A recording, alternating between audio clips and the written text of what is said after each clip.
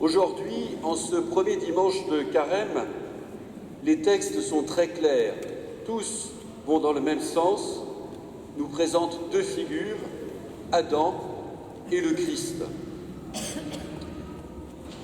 Il est clair que l'enjeu de ce Carême, c'est de redécouvrir la puissance du salut que nous apporte le Sauveur.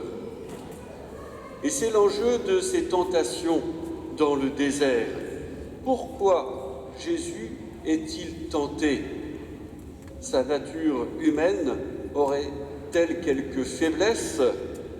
Non, si Jésus est tenté, c'est parce que c'est nous, dans notre nature humaine, qui sommes tentés. Et Jésus partage notre humanité.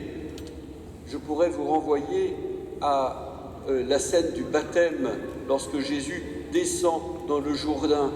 Il n'a pas à descendre dans le Jourdain, il n'a pas de péché, mais il le fait parce qu'il prend sur lui notre péché. Donc dans ces tentations au désert, c'est le malin qui est vaincu, et c'est pour cela que le Christ s'y rend. Finalement, l'enjeu de ce carême n'est pas l'autosatisfaction d'avoir réussi à grappiller quelques petits efforts par-ci ou par-là. L'enjeu de ce carême, c'est de redécouvrir combien la grâce du baptême fait de nous des êtres nouveaux dans le Christ. Alors oui, là le démon est vaincu, et pourtant nous les connaissons, ces tentations. Elles sont liées au péché originel. Dieu a voulu l'être humain comme le sommet de sa création. Au cœur de toute la création, il est le seul créé à l'image de Dieu, le seul capable d'aimer comme Dieu aime, parce qu'il est le seul à posséder cette pleine liberté du choix. Malheureusement, l'usage de la liberté, peut être mauvais. Nous avons cette capacité de choisir ce que Dieu veut ou de choisir le contraire. Si nous n'avions pas cette liberté, que vaudrait notre amour? Je demande aux enfants, êtes-vous obligés d'aimer vos parents?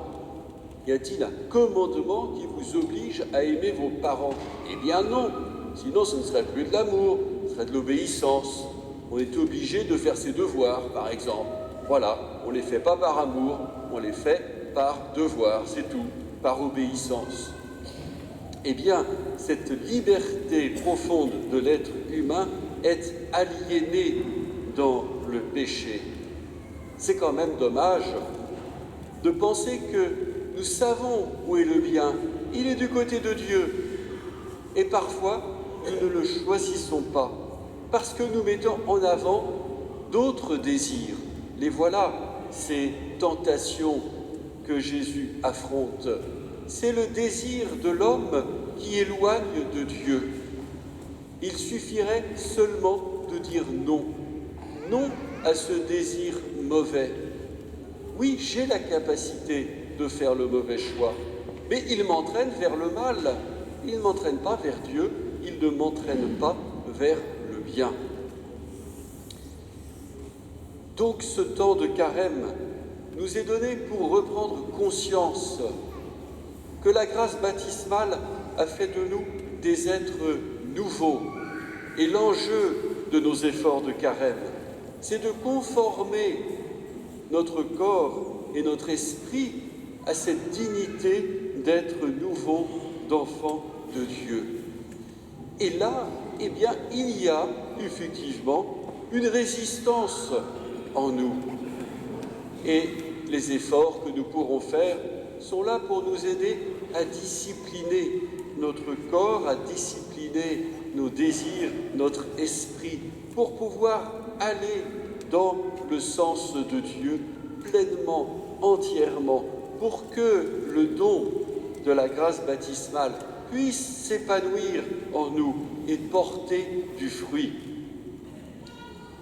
Si Jésus s'en va au désert, c'est parce que le désert est le lieu du silence, le lieu de la rencontre de Dieu par excellence. Alors, si nous voulons lutter contre tous ces désirs désordonnés en nous, il faut peut-être que nous sachions créer ces conditions de désert autour de nous. Dans un monde ultra bruyant, dans un monde où la communication devient un fleuve et peut nous submerger, il faut savoir un petit peu mettre à l'écart ce qui n'a pas d'importance, ce qui n'est pas urgent, ce qui n'est pas indispensable. Allons plutôt là où Dieu se révèle, où il se donne dans sa parole.